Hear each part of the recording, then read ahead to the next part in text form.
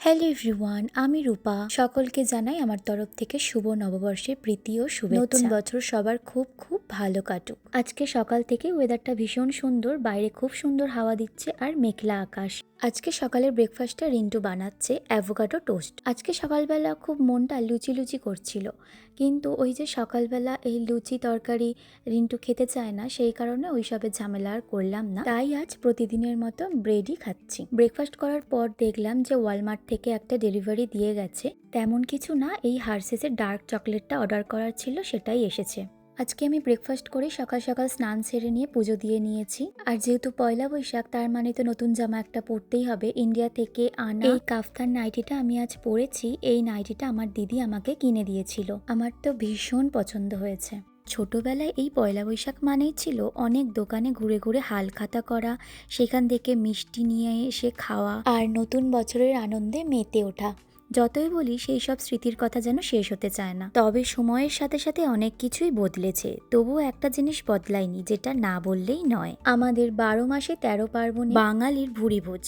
এটার জন্য আলাদা করে কোনো অনুষ্ঠানের দরকার পড়ে না। তবুও ওই যে অনুষ্ঠান মানেই ভালো মন্দ জমিয়ে খাওয়া দাওয়া, সেটা বাইরে গিয়ে হোক বা বাড়িতেই। পয়লা বৈশাখ স্পেশাল আমি আজ বাড়িতে বানাচ্ছি মাটন কষা আর পোলাও। আমার কাছে যেহেতু গোবিন্দভোগ চাল ছিল না, সেই কারণে বাসমতি চালের পোলাও বানাচ্ছি। আর আমার তো বাসমতি চালের পোলাও খেতে বেশ ভালোই লাগে। দুপুরে রান্না করে খাওয়া দাওয়া শেষ করে ইচ্ছা আছে, যদি ওয়েদার ভালো থাকে, কাছে পিঠে কোথাও একটু ঘুরে আসবো। আমার রান্না বান্না একেবারে কমপ্লিট হয়ে গেছে। এই যে বাসন্তী পোলাও আর মাটন কষা।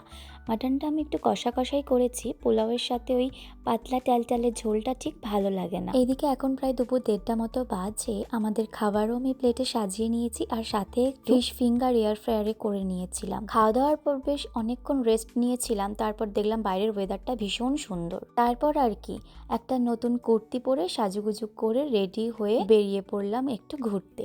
এই সুন্দর দেখতে কুর্তিটাও আমি ইন্ডিয়া থেকে নিয়ে এসেছিলাম, আর কুর্তিটা এত সুন্দর, পরে ভীষণ আরাম, একেবারে পিওর কটনের।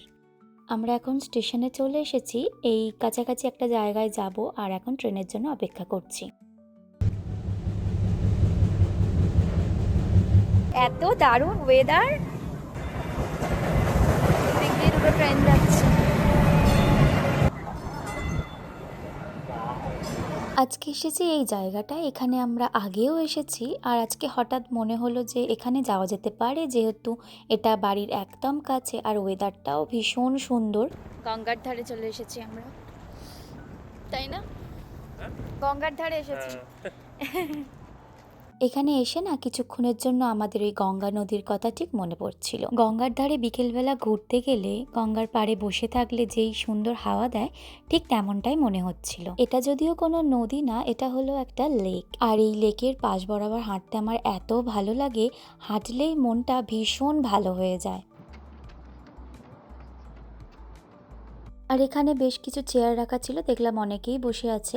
আমরাও একটু বসে সময় কাটাচ্ছিলাম, ভীষণ ভালো লাগছিল। এই জায়গাটায় বসে আমার ঠিক রবীন্দ্র সরোবরের কথা মনে পড়ছিল।